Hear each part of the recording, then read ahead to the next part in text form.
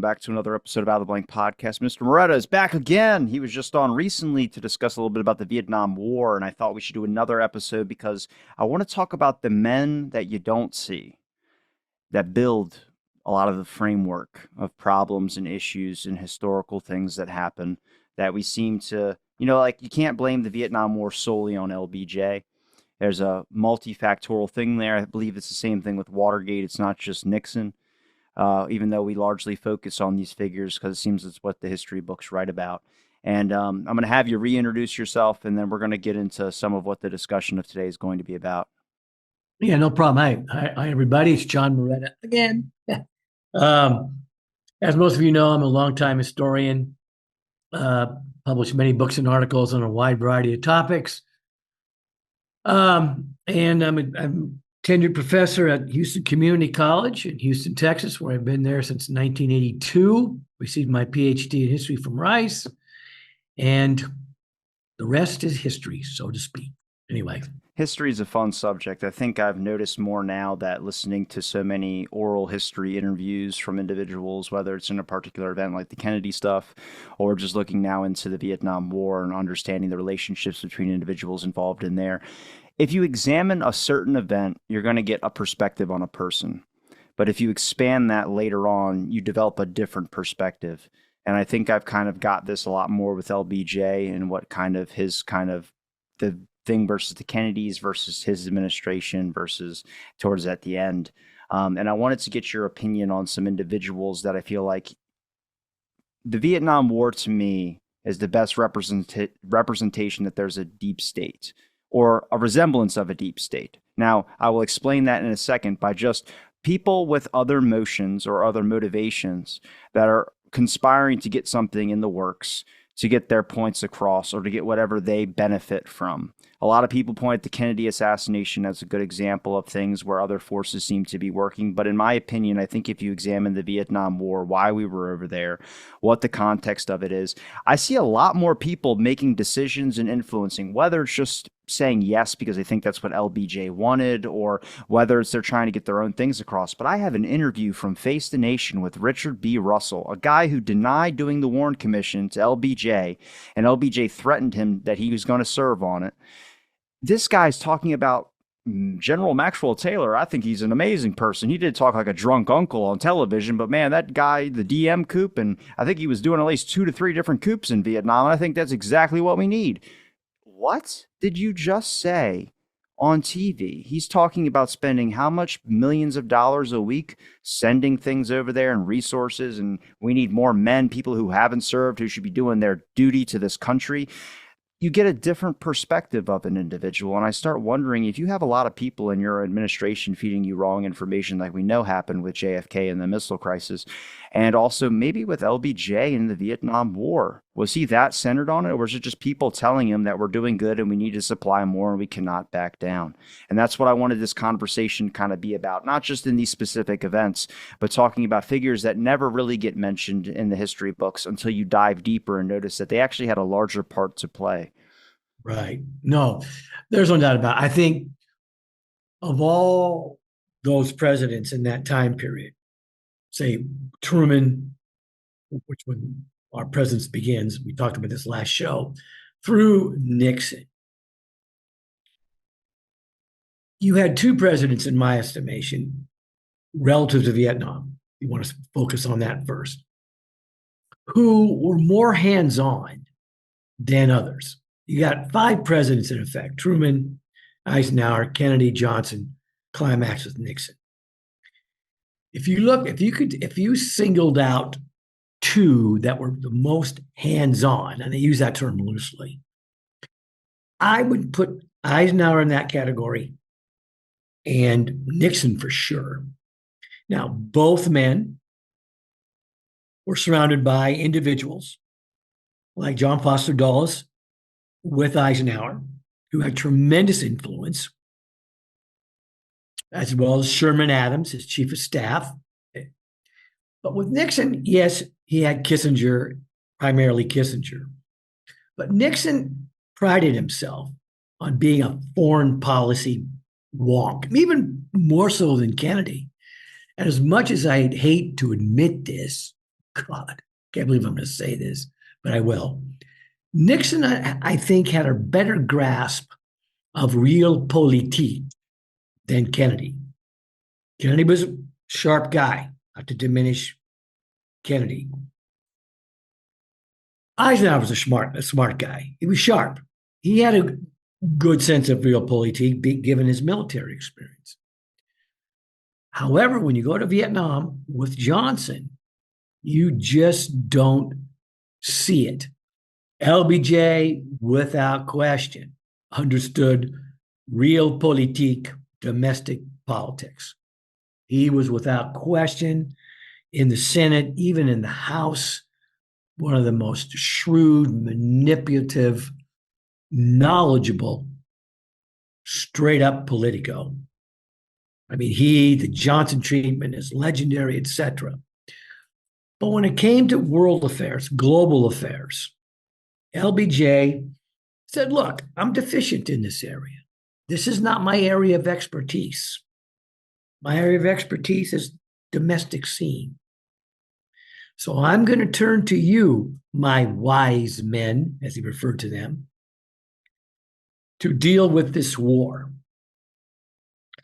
And LBJ would constantly tell these guys, and you've listened to many of his conversations, as I have. Whatever you do, try to keep this war at a distance. I don't want this war to obtrude upon my larger vision of the great society. I am determined to pick up where FDR left off. I want to deliver the goods he did not deliver because of the war and then his death. I'm going to complete that vision. You take care of this war. As we said before, Johnson inherited this war. As far as escalation, he inherited it from Kennedy. And we've gone, not you and I, but historians and other pundits, others have gone round and round. Well, JFK would have lived, especially after Diem's brutal assassination. Would he have realized that this is a no-win scenario and pull us out? I'd say there's a 60-40 chance he probably would. But remember, JFK was facing re-election. And he had to take the temperature there. Which way was weather blowing? And then by the time of his death, Vietnam still was not on the public radar. You go to LBJ, his inner circle of men. That's what you want to focus on. The quote, alleged deep state. I don't like that term, but I understand what you're trying to get at here. Let's say establishment. Yeah, there you go. Love that. He will turn to individuals who were longtime foreign policy establishment members.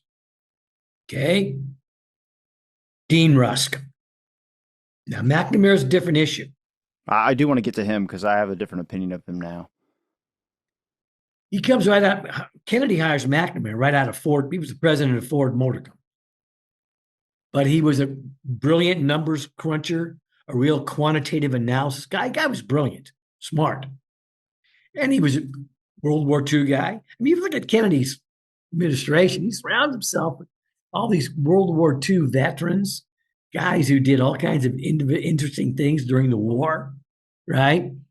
Many of his advisors were early OSS guys, future CIA, right? So he had connections. And both Kennedy and Johnson were smart enough presidents to know that they both had limitations. And a good president does that. So you surround yourself with guys, individuals, men, women, who can make up for those deficiencies, who have expertise in areas you do not. So when you get to Johnson in that damn war, this is what he does. He pretty much, just completely relinquishes complete responsibility for the war until the final decision has to be made about whether to escalate, whether to bomb, etc. But the input that he gets from that war is from these establishment wonks McNamara, Bundy, Rostow, Rusk, Taylor, Westmoreland, right? Those are the players. George Ball, brilliant guy, but George Ball is going to be one of the first to, we mentioned this before, one of the first to early on realize, whoa, George Ball will be devastated by Diem's assassination. He said, whoa, what are we doing? Who are these people over there? And Ball with Kennedy always questioned JFK, Mr. President, are you sure we should be here? Be there, excuse me. Ball questioned. Bobby never did until he became Senator Kennedy. Now, you could say Bobby seized upon the war as a campaign issue. And I think he was pretty sincere. I was a big Bobby Kennedy guy fan, you know. McCarthy Eugene McCarthy did that months before Kennedy. Right? Bobby got a lot of criticism jumping into the 68 campaign after McCarthy did such had a great showing in New Hampshire. So he got a lot of flack for that. But anyway, but when you look at that Vietnam War, LBJ made the mistake of completely delegating responsibility fighting that war to his wise men. And they took their job seriously. And being cold warriors, so it's important. They believed we could win this war. That not only that we could win it, but we had to. Because to a man, they were pretty much of the domino theory mindset.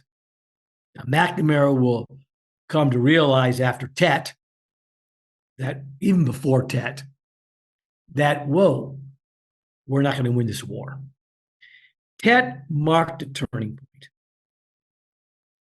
That uprising, you know what I'm referring to, correct? Yeah, the Tet Offensive. Yeah, okay. I'm sure your viewers do too. Well, if there are of my age, they do. Right? The fact that you know is wonderful, right? That really shook Johnson. And that's when he realized that had been getting bad advice. As I mentioned in our last show, he goes before, just a few weeks before Tet, and based on the massive amount of information he had been getting from his wise men during his State of the Union, 68, Vietnam gets a lot of coverage in his message. And he tells Americans that we've got them on the run. Your boys will be coming home, blah, blah, blah. And that didn't happen. That Tet Offensive just brought Johnson to his knees. But most important, relative to our topic, that's when he realized that his wise men had led him astray. Right? Cyrus Vance, he was part of that inner circle. Future Secretary of State, Carter, right? Good man. He too was very hesitant about that war, along with George Ball. McNamara, who personally assumes pretty much complete responsibility for the fiasco, he was a numbers cruncher. We talked about this. And he had such confidence in his quantitative analysis or analyses of our presence in Vietnam that he believed the numbers. But again, going back to what I said before, part of that wise man circle was Westmoreland, commander-in-chief for several years of U.S. troops in South Vietnam. So the deceit began with Westmoreland. McNamara then will translate that information, crunch the numbers, tell the president, tell LBJ, okay, Mr. President, The general's need says, we got him on the run. And he always prefaced, we got him on the run. Or his favorite cliche was, light at the end of the tunnel, Mr. President. Just need a few more men. Need to drop a few more bombs. And LBJ would question McNamara. Are you sure, Bob? Is this going to be enough? Will this do it? Yes, sir, Mr. President. No problem. This should do it. 6 months later or less, more troops, more money. And Johnson should have realized, I mean, he's not a stupid man, LBJ, far from it. Should have realized that just maybe his experts were wrong. And he finally reaches that conclusion, but it's too late, way too late to save his administration. Right? When he gives his speech that the United States is going to sit down at the Paris Peace Conference and try to negotiate a settlement, which you don't, but you initiate that, people were relieved. In that same speech, as you know, he says he's not going to run for president. That shocked the nation. Despite Vietnam, Johnson might have prevailed, but having McCarthy almost win in New Hampshire, McCarthy got enough of the percentage of the primary vote, Democratic primary vote. He won 20 of 24 delegates. That's a lot. I mean, if McCarthy had won 3 or 4, okay. The New York Times predicted that McCarthy wouldn't do anything in New Hampshire. Whoa. And it was the war. It was the war. By 1968, the war had already pretty much destroyed Johnson's Great Society vision. Now, within his inner circle, the problem was, that's what you want to focus on, there were far too many yes men than not. Could that be a problem with the way LBJ tended to do politics? I mean, I still refer back to John McCone stating that LBJ wasn't a good president, but he was a great politician. Yeah. Um, I think he was a good president, but he was a brilliant politician. He was beyond good. that Johnson treatment, I mean, even with him, there's a lot of people got to look back, but Albert Thomas, who was the man who's famous for winking at JFK or LBJ when he's being sworn in on Air Force One after JFK was just killed. He was wrung out by LBJ with the Johnson treatment. I mean, one of the worst I've ever heard of the Johnson treatment, just a full on bullying, calling him names right to his face, which LBJ usually didn't do. But it's a different situation when I'm listening to Robert McNamara now, and I'm listening to Mick Bundy. I'm listening to so many different names that get mentioned, even like Dean Rusk, which gets mentioned with JFK, George Reedy as well too. Like they're all just McPherson. people that would understand how Johnson was, how they would deliver him information, and they knew what he wanted to hear. So if Johnson's escalating the war, whether he's focused in on it or not, you come to him and say, what you're doing is a good idea. We need to do more, and just be supportive of it, and you'll be on his side and save yourself the Johnson treatment. Yeah, yeah. But then you are 100% correct. There's no argument. But there were the younger guys, right? Particularly Bill Moyers. Yeah. And Johnson didn't want to hear it. But Moyers says, Mr. President, this is not good. Right? There were other guys within his administration, speechwriters and younger aides, who said, no, this is going to come back and kill us, haunt us. It could lead to the complete demise of your vision of the Great Society. And Moyers was right. But you're right, Johnson, I don't hear you, or didn't want to hear you, because Johnson was very loyal to his friends, those he really respected and admired, like Richard Russell. Richard Russell was telling LBJ by 1967 into 1968, get out. This is going to kill you politically. Get out. It's costing too much. We're not winning.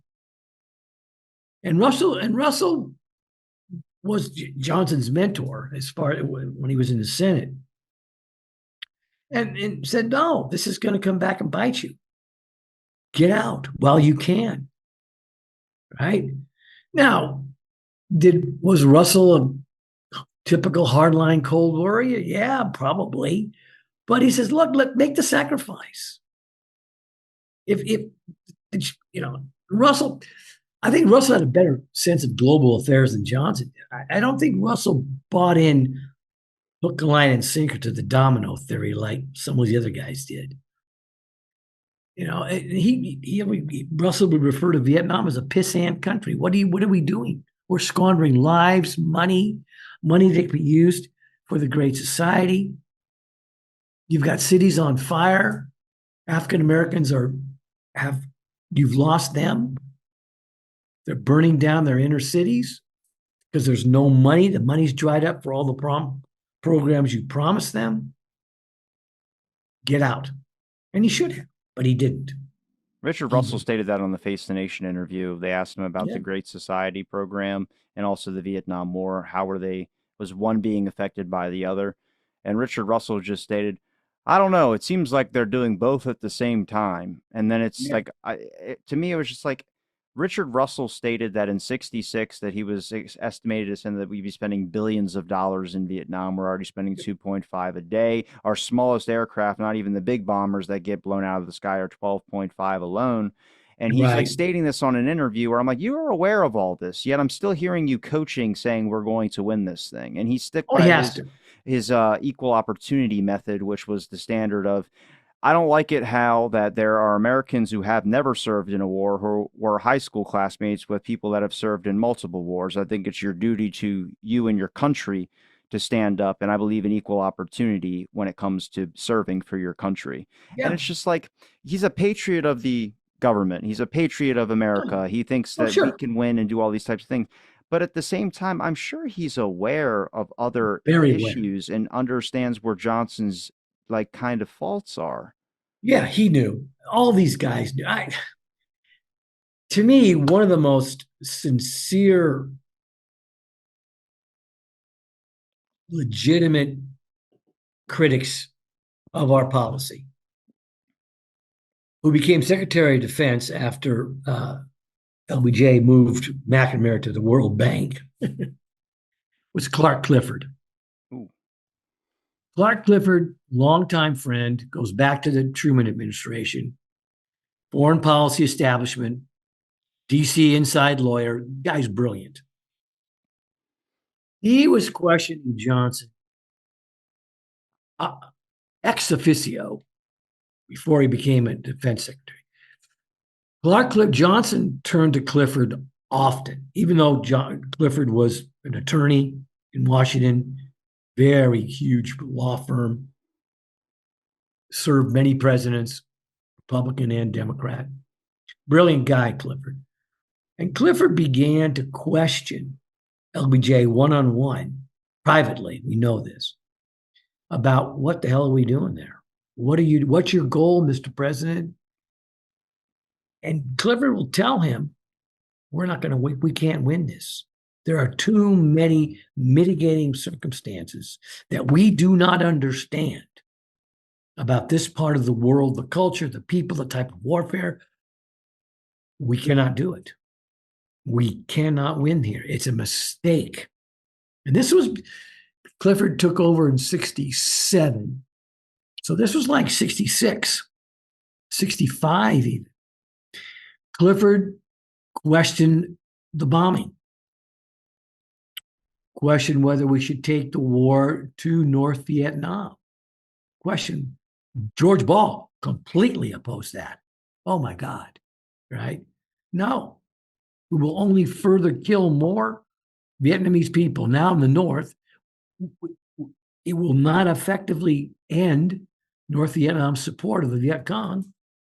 It'll be a disaster, and we'll be tainted all over the world, bombing this country 1/50th the size of the United States. But LBJ, he's gone like this with his head, this ear over here, this ear over here.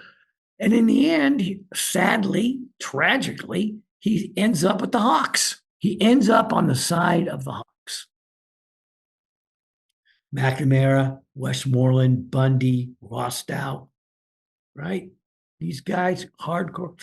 The other guy you mentioned at the beginning of the broadcast, Jack Valenti, Houstonian, fellow Houstonian. He eventually became the first president of the motion picture conglomerate, whatever. Smart guy, Valenti. He he had a very interesting relationship with Johnson. Interestingly, Johnson did not surround himself with a lot of Texans. Guy he had known for years. Valenti, but you look at the brain trust, the wise men, they're not Texans. They're all part of the Eastern establishment, right? And actually, LBJ, you probably knew this. He greatly admired that establishment, right? Their their intellectual wattage, their experience, their expertise. He was very taken by that. He's a very insecure man, Johnson, in many ways. I mean, he was a brilliant politician, but he didn't have the educational pedigree that these guys all had, McNamara and all these guys, right? Went to Texas State University. He was a high school teacher for the first 5 years of his life, a professional life. But so he's not stupid, and he's got some wattage. I'm sure He's his got IQ. more street smarts probably than any other president. Yeah, he was first political street smarts for sure. I'm sure his IQ is at least 130 or more, but he's not like Kennedy or even Nixon, for God's sake. But so he was greatly taken by these guys, right? Valente, you don't hear much about Valente. He was special assistant to the president, whatever the hell that may mean, right? But he was a close advisor. But Valente's job was all purely domestic, right? His job as special assistant, counsel, advisor, whatever title they would have these guys, was to keep John LBJ apprised of how things were going in Congress with legislation, House and Senate. He would be the liaison for Johnson between House and Senate. He Johnson liked Valente. They were pretty close, but Valente never, in all the conversations I've heard and read memos, Valente rarely, if ever, advised or spoke with LBJ at any real in-depth level about Vietnam. Other than you'd hear the periodic, well, Mr. President, we got to shift more money. You want this Head Start program to get off the ground or whatever Great Society initiative. And we better deliver the goods here, Mr. President. We're going to have another city on fire because you've raised expectations for African Americans in those urban ghettos.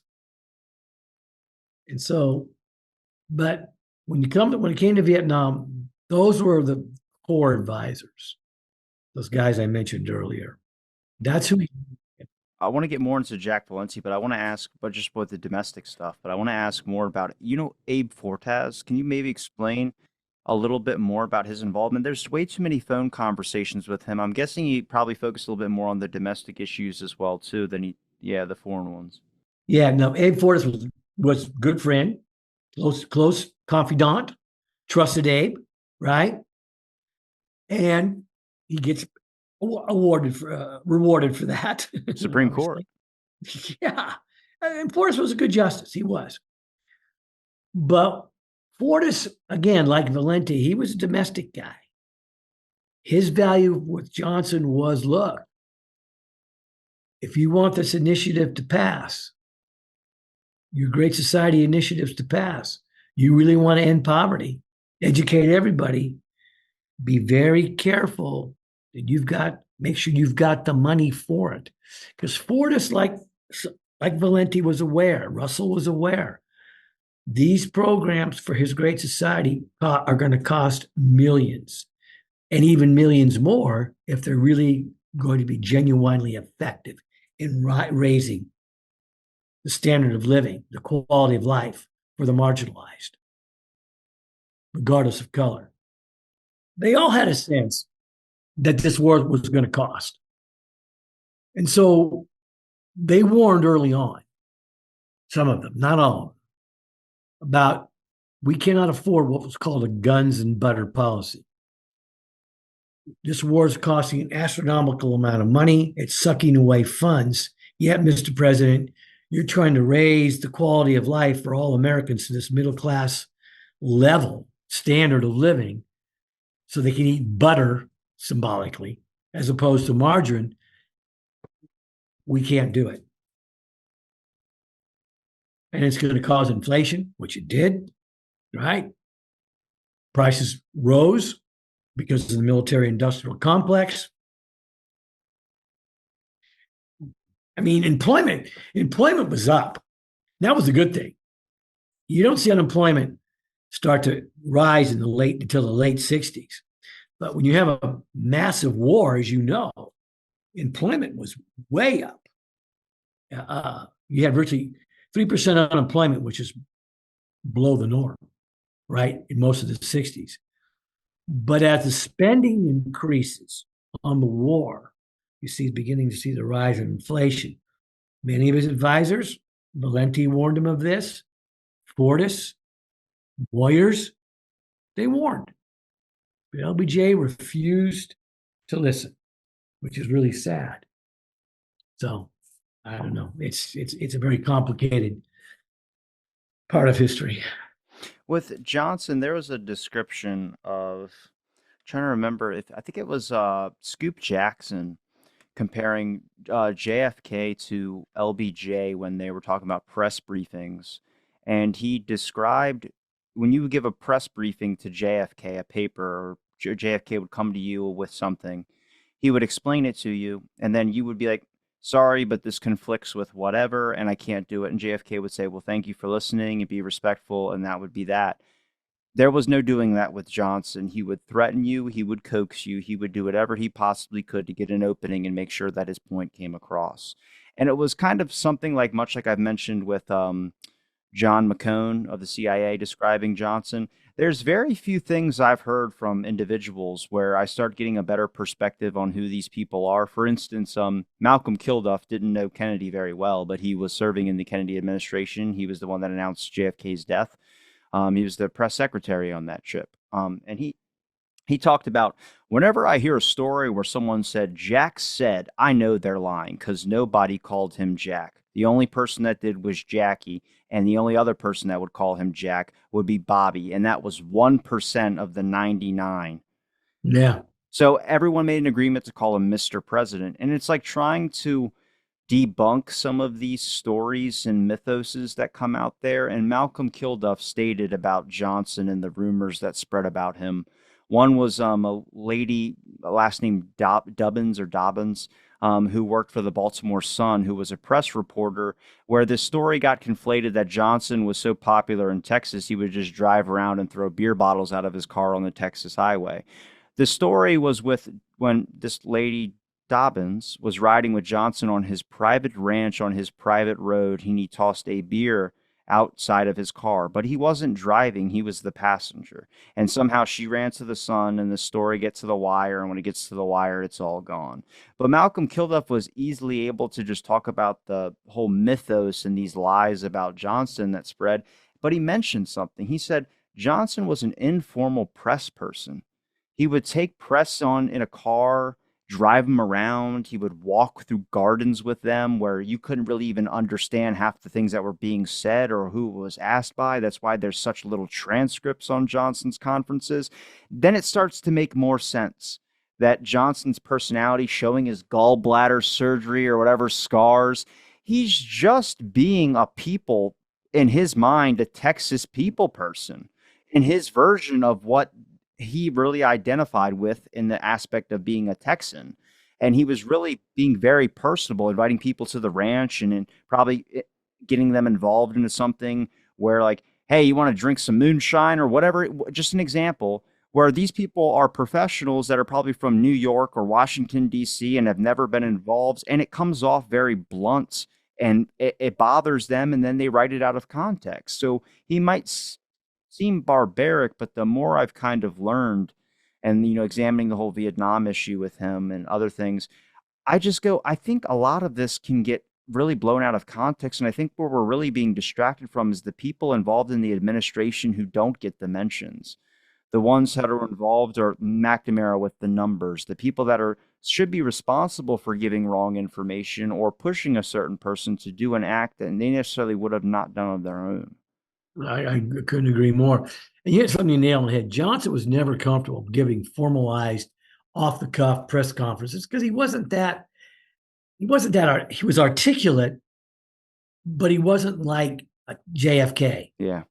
or even a Nixon, for God's Well, I was sake. going to say Kennedy because that's what Malcolm Kilduff thought, that he always thought Johnson was being compared to was JFK. That's why he only did one conference in the press secretary room, the main state ballroom. He only did one there because he apparently, for Malcolm Kilduff, he said he got in the car afterwards and said, "There, I did your goddamn press conference."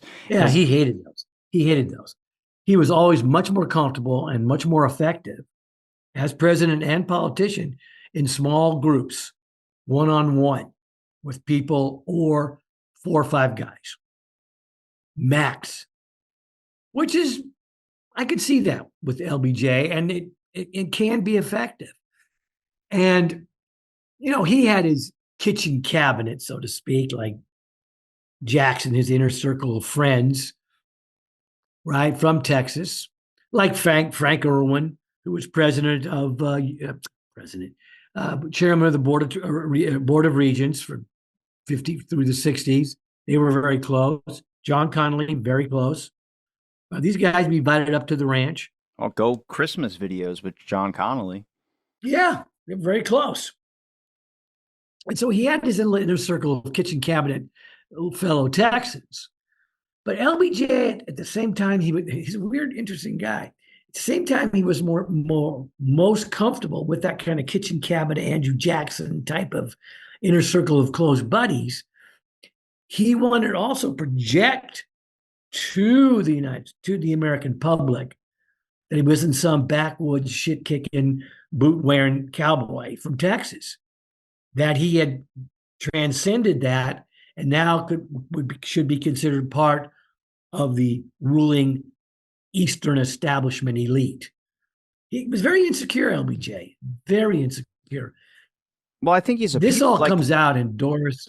I was going to say, I think he's a person like how we all are, where I think we all have people that we hang around that if we suggest something, it's a yes and type thing, a yes man type deal.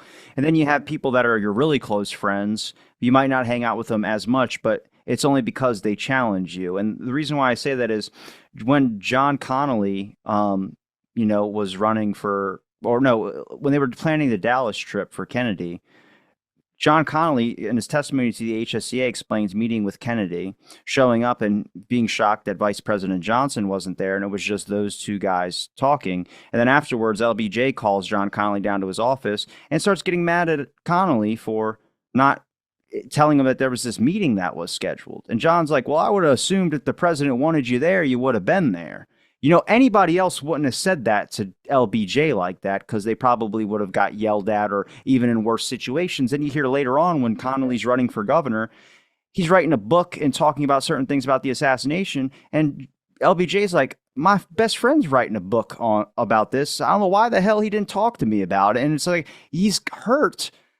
But that's also someone that you're close to, necessarily not someone that you want hanging around, because if you're trying to suggest doing something, this person's going to tell you, "You shouldn't do that, Mr. President," or "That's stupid of you to do that." And that's, again, what we probably needed with the Vietnam issue.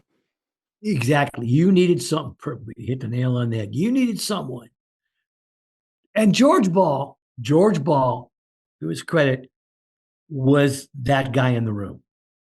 And LBJ, but he was quick. If you look at the transcripts, the conversations and such, the moment Ball tried to be straight up with Johnson about the war, he would be slammed by Rusk, McNamara, Bundy, Rostow, and all those guys. I mean, take James Eastland, for example. That dude was a way big pushover. there was so many conversations I've heard with LBJ. I think one of them was about Earl Warren. When he was announcing, this is who I have on the 29th of November, who I have for the commission. He rattled off the list of names. Then he got to Earl Warren's name. And James Easton's like, oh, good job. Good job. Yes, very good pick, sir. Very good. Well, I would suggest somebody else besides Warren. I would suggest, and then he named some other dude, Hardin or something, Harkin or something like that. And then LBJ's like, no, I'm going to have Warren serve, and that's the best possible choice. There's no other choice that'll be better than that.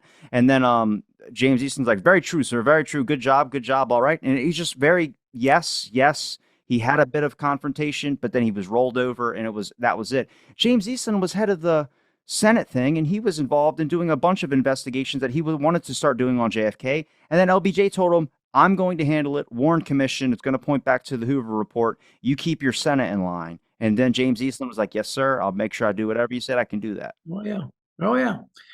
Johnson, very powerful. He was one of the after FDR. He was probably one of the most powerful presidents of the last century, and he knew how to wield power, how to display power, even though he's a very insecure man. Johnson was. I was going to say, if you want to really get a kind of an inside with Johnson's kind of insecurity, read Doris Kearns Goodwin's autobiography of Johnson, all based on one-on-one interviews. It's really well done, and he reveals a lot of insecurities, right? And he confesses to Goodwin. You know, he does this toward the ends of his presidency, and then later it finishes with the biography year after he leaves the White House. That he knew Vietnam was a mistake. In retrospect, he said it was a mistake. It killed the Great Society, killed my presidency. I should have listened to my own instincts instead of the advice of others. I'm paraphrasing. And he's right. He should have. But LBJ is an interesting guy because he understood power, projected power, confidence, great political knowledge, great political savvy, experience. At the same time, he always believed he was living in Kennedy's shadow, which to me as an historian, I could see that maybe for the first year of his presidency. But as far as being an effective president, he was superior to Kennedy, especially when it came to civil rights initiatives, the Great Society. Much, much more effective because he knew how to get a bill through. He knew, and if you didn't cooperate, you get the Johnson treatment, right? And everybody who opposed him got the Johnson treatment, from George Wallace to pick anybody. They got it. You mentioned in the beginning that Nixon was probably better on foreign policy than Kennedy was. I mean, I think a lot of this comes from Kennedy went to those countries and experienced their version and their perspective of what they've been dealing with and what things he could change that would make it easier on both of us, as in less conflict for us and better scenario for them, which again isn't the American mentality at the time of the American government. Nixon was involved in the American government, knew how it worked and how their strategies and what course of direction they would be going. So he understood it from that angle, and that would have been the proper angle to go through in the eyes of the American government. Whatever would be best for us. We don't care so much about them.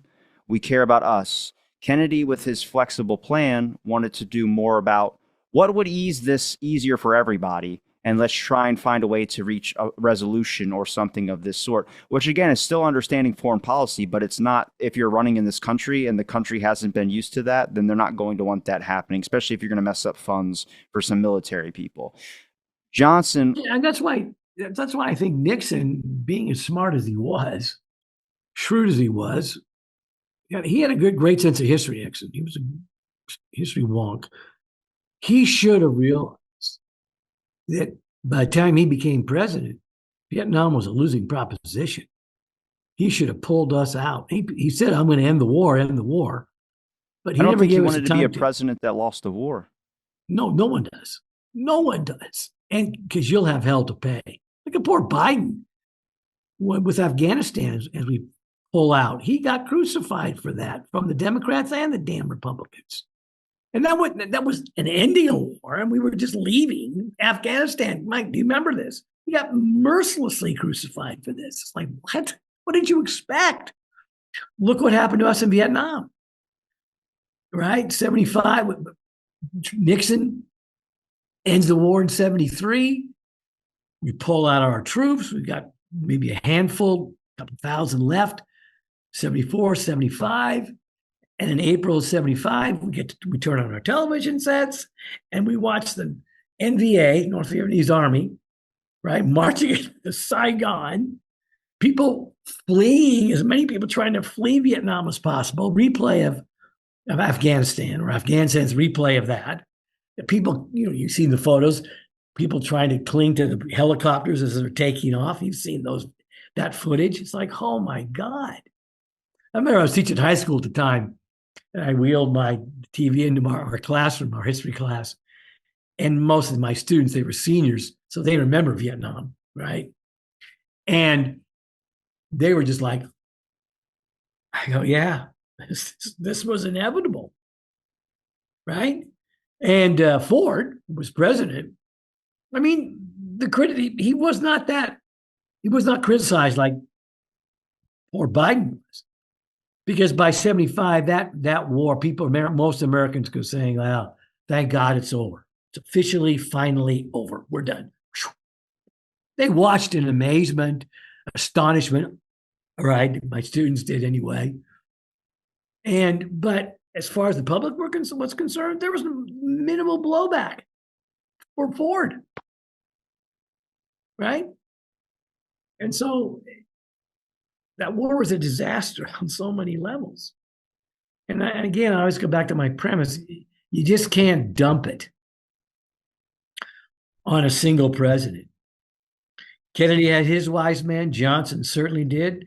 Nixon did. But Nixon, to me, again, and just reiterate, I don't want to sound redundant. To me, of all the presidents who had the greatest opportunity to end that war quickly with the minimal fallout, collateral damage domestically, it should have been Nixon. He had all those predecessors to learn the mistakes from Johnson, Kennedy, all of them. He doesn't do it because he's a cold warrior, right? And he goes to China, opens relations with China, hoping the Chinese would stop their aid then to North Vietnam, which they didn't, right? So Nixon de-escalates, but after he bombs the hell out of him in 72. And Nixon, this, I'm sure, and many of your viewers do, there was some serious discussion within the Nixon administration by some of the hawks around him, like Curtis LeMay, to use tactical nuclear weapons on North Vietnam. You know this. It's like, thank God Nixon, Operation Duck Hook, it was called. Luckily, Nixon did not do it. Kissinger pretty said, no, Mr. President, I'm sorry, I support you, but I draw the line on this one. Right? And there were others too. No, we can't. Even the military, except for LeMay, most of the other guys in the military, no, that's insane. It's time to get out.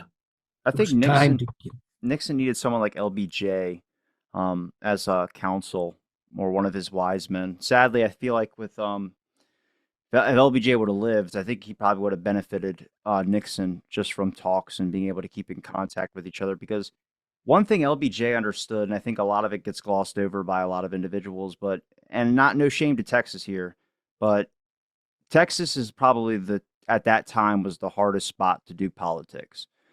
Depending if you were a Texan or not. I think it's just the aspect of they knew like they had other agreements and things were going on that were not ethical in the sense of a normal government system down there, and LBJ knew that. When the Joe As Alsop of the Joseph reporter, also, yeah, yeah, when he was talking to Johnson about starting a Warren Commission, and Johnson was originally saying, "No, I don't want this. It's going to be the FBI report." This is before the famous phone call, the one that's recorded of the creation of the Warren Commission. He's telling you, he's like, "Do you know what kind of mess it's going to be when you go down there? You're going to piss off the director of state, all these types of people in Texas, because you're going to have a bunch of people coming in there from out of town doing an at-home investigation." And he's saying, "You don't understand Texas politics. You are going to go down there. You're going to create a bigger fiasco wanting to investigate this with the federal government than letting them handle it at the state level." It's the same thing with the body being taken out of Dallas. It's Texas law that was supposed to happen. Now, Curry did give the pass up on that, so that's the chief of police of Dallas. But Nixon didn't understand that. Nixon didn't understand the state political views. He understood the federal, the internal government system. He wasn't even thinking about state problems. That became an issue for him later when the battle was on the home front. exactly. I mean, he's from California, native Californian. Nixon grew up there, went to school there, but after he always, again, Western politicians, whether they're Californians or Texans, in the 50s, still believed that you had to identify, become part of that Eastern establishment of, of your party, particularly the Republicans. Eisenhower, Kansas, military guy. How does he make his entree into that establishment? He became president of Columbia University for several years until he announced. You see, they all want that identification, right? That was the that was the way you rose within the ranks of the government, federal government, right? Not anymore, that's for sure. And even long before the current administration, Trump, you saw a decline, increasing decline. I've seen this with many of my students and such, a decreasing decline in the interest of younger generations of wanting to serve in various capacities within the federal bureaucracy, whether it's FBI. Yeah, it's really interesting. You don't see FBI, CIA recruiting on campuses hardly anymore. In fact, the U of H, when I was there, once a semester, maybe Because once a the year. internet opened us up to so much that there's too many lies by the government that's been told. When it's posted in newspapers and you catch it every now and again as a slow buildup, but when you get to this point now where everyone can just Google the horrible MK Ultra and other things that the government had done, why have faith in your government anymore? I mean, again, it's not just one particular politician, it's the whole damn system. And again, they've given, in my opinion, like deep state, I'm not talking about people in cloaks. I'm talking about just people with ulterior motives that are more than happy to get us involved in something we should have no reason getting involved in. Sadly, the church committee, all these things, I have to recommend. My opinion, you should be skeptical of everything the government says. It's very hard to take, yeah, it's very hard to take anybody, Trump, Biden, any of these people at face value anymore because I just don't see anybody like I heard Kash Patel, the director of the FBI, on Joe Rogan, talk for like 3 hours saying he's being as open as transparent as he possibly can be, and this and this and that. I'm just like, I want to believe you, but I don't because I just don't see really any transparency on shit that should have been transparent decades ago. Plus, your generation, generations you and then few above you, experienced one of the periods of tremendous cynicism in this country historically, 70s on forward, right? Increasingly, citizens, younger generation became very cynical, and rightly so, in many areas, relative to the federal government, which you just expressed. There are moments I look back and I say, Jesus, what was I thinking? How did I delude myself? Right? My generation, we challenged the government, that's for damn sure in the 60s. But at the same time, I think inherently, deep inside, because we were raised by a very patriotic generation, the greatest generation, my parents. I'm talking about people in their 60s, 70s, and 80s right now, old people, right? different view of what you expect your government. You believed in your government. You believed your government was going to deliver the goods. And when they did, see, we're on the right path, right?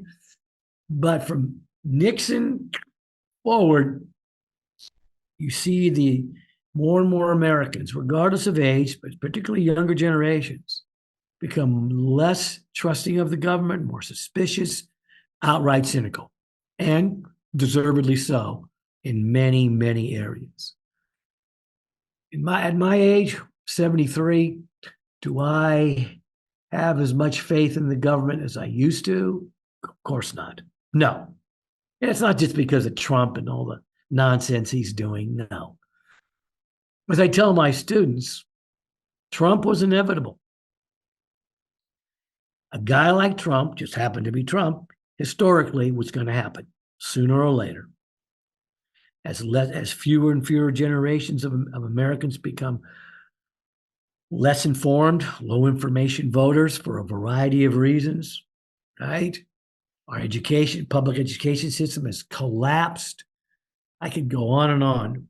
We created the perfect scenario for a demagogue.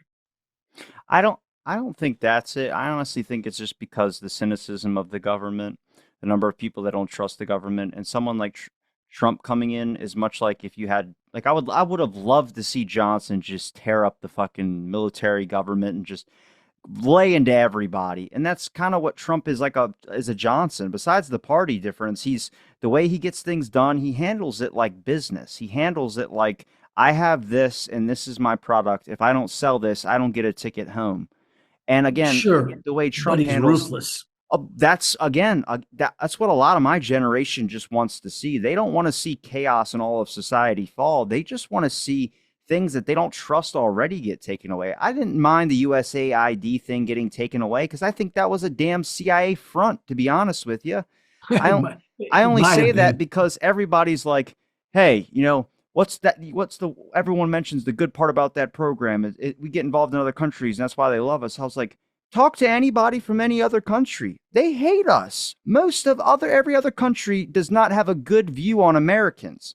Well, they haven't that for a long time, for a long time. But there were moments when we were respected when Obama we regained respect with Obama, with Clinton, and I'm not being partisan. Even George Bush had good relations. George W. His father certainly did. Even George W. had pretty good relations with most of the countries, other than the Middle East, of course. But no, you and I probably will not see eye to eye on Trump whatsoever. I'm not. I didn't vote, so I'm not. I don't vote. I don't believe in modern day politics, so I'm not a. No, you sound like a guy in the 60s. You sure you're not born in 64? I like to think I'm Were an you old around the soul. 60s? Well, the radicals hated electoral politics in the 60s. You should go back. I just think I think when you examine a lot of stuff and like again the cynicism of the government, I think it's that a lot of people just want to see new things. They want to see things created in their eyes. My generation does, just so we know. Again, we're running off old systems on a lot of this two party stuff. I would have had an independent. I would love to see somebody, let people do their things and let's try and get some people in there that are actually generally interested in what they're working in, not just in collecting a paycheck and going home. Again, Malcolm Kilduff, him explaining his alcoholism in politics, like just dealing with being in the White House, you had to drink. Like, what, a hotel was $48 a day and you were getting paid 20, so then you're pulling 20 out of your pocket. Damn right, you're going to the bar and getting $5 margaritas or something like. He explaining all this, and then I'm like, the guy asked him, "Is this how all White House and people in high positions handle it?" And he goes, "Yes." He goes, "There's no other way to get through that job without doing." And I'm just like, again, this is just people that are they at maybe a point they cared, but now it's all for themselves. They're going to try and find ways to make sure they're keeping their own sanity and also their families intact. And it's like, again, I don't shame anybody for a decision that was made. I just think that when we examine the whole causality of the historical events we blame on one person, I think that needs to be extended to multiple names that somehow we have lost. And now we're just trying to pick it back up again. I mean, one of the biggest things, and it's just been getting me in so much trouble with the JFK community. The fight at Love Field. Um, they always say it was between LBJ and JFK about Connolly riding in the car, and it was because LBJ knew shots were going to be fired. He was trying to get his best friend out of the way. That's the main thing you'll hear from people who haven't looked into a lot of stuff. Mm. First of all, I don't buy that. John Connolly would never leave his wife. That's not happening. I have the recorded testimony of Johnson and LBJ, or yeah, Connolly and LBJ, and then Malcolm Kilduff, and then Yarborough. The fight, Yarborough. yeah, the fight was about Yarborough. Nobody wanted to ride with him. Yeah, Yarborough. Connolly didn't find out about it until the next day when they were about to go to the Dealey Plaza whole situation. Right. And they didn't hear about the fight that happened in Houston where it was about Yarborough didn't want to ride with LBJ, and LBJ Yarborough and LBJ did not get along. Again, neither did John Connolly and then Yarborough, because you listen to LBJ's phone call. LBJ's like, what? I didn't mind Yarborough. I didn't think he was a bad guy, a little bit energetic and flamboyant that maybe I'd like, but I didn't mind riding with him. But yeah, no. Again, here's this part. John Connolly met with JFK without LBJ. He was very upset by that. But he asked him, he said, is there a fight going on between Yarborough and LBJ I don't know about? And then Connolly explained, I just found this out, but yes, there's an argument and disagreement going on. And that's when JFK says the famous line, he's going to either ride with LBJ or he can walk. And that's what he said. And that's what the fight everyone mentions about LBJ and John Connolly. It's construed. But if you listen, maybe it's just an aspect. LBJ did not care about other people's feelings. He didn't know when he was being rude. He didn't know. He was just being careless. So maybe Yarborough was getting very offended by the way LBJ was acting, and Yarborough could have been pissed at LBJ, and LBJ just not know. Because LBJ's on the phone talking about, no, the fight was between Connolly and Yarborough, and it was just a bunch of, I didn't mind the guy. He wasn't a bad guy. I'm like, I generally believe what he's saying, because I don't think he knew who did not like him, because he was just like, I'm an LBJ. I do what I want. Yes, exactly. Ralph Yarborough was a very good senator, good liberal Democrat from Texas, good long line of pedigree, goes back to the 30s with his dad and such. But he was good, Yarborough. He will break with Johnson later on because of the war. Become very critical, openly critical. Connolly will stay with the LBJ to the bitter end, as you know. Yarborough will break, and Johnson and Yarborough have a falling out. Yarborough supported LBJ in the Senate and other places with his Great Society programs and such, very supportive, right? But in my latest book that I'm writing, send to the publisher this on Friday, that final manuscript, you will see, largely because of the war in Texas, right, a split in the Democratic Party between what are called the Texas Liberal Democrats, Yarborough, Ronnie Duger, all the people of the Texas Observer and such, and the hardcore Johnsonians, Connolly, the Democratic establishment in Texas. They will stay with LBJ. But you split that party. And as a result, Nixon's going to win Texas in 68, which was a huge victory for Nixon. Huge. It's funny you mentioned Ronnie Duggar, because I quote him. He passed away.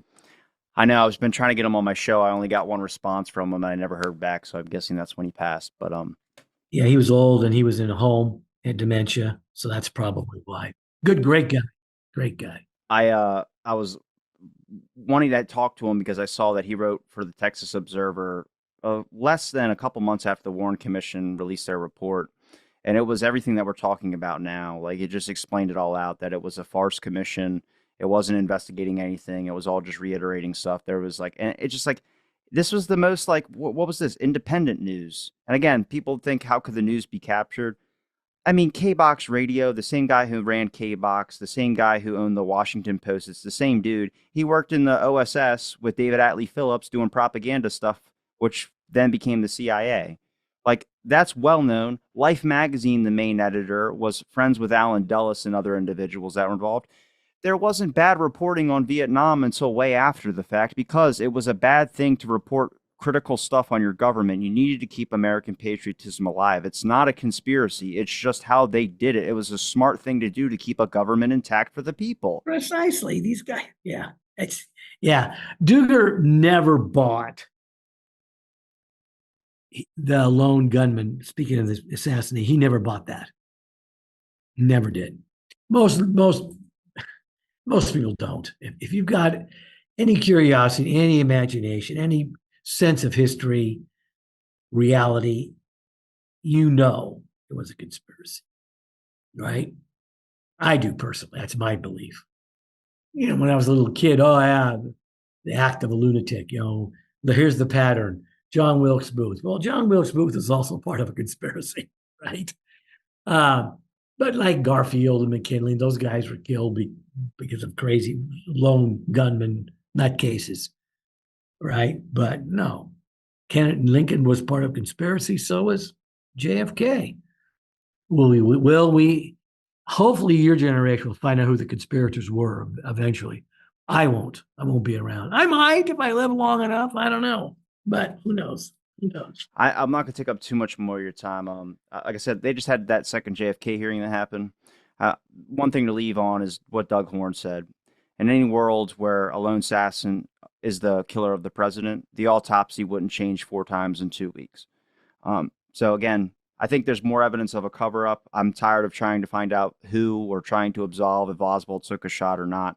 The people and the things that weren't looked into is fact based and it's documented. We have all that, and that is very proven. I think what we need to do as American people is to make sure that we look and examine a little bit more than one individual, not in the Kennedy assassination. I'm talking about just in everything, Oh Vietnam, yeah, Watergate. Look at yes. people around and explore the other people that should be also taking the blame for causing a large historical issue for all of us in America, and examine that. And that's what I was hoping we would do, and we have done. We're just exploring other people. Again, it's the friends of the people around you. The friends of my friends are my. You get into these situations where you realize it's more than just one. And I appreciate your time again, Mr. Moretta, being able to speak about this.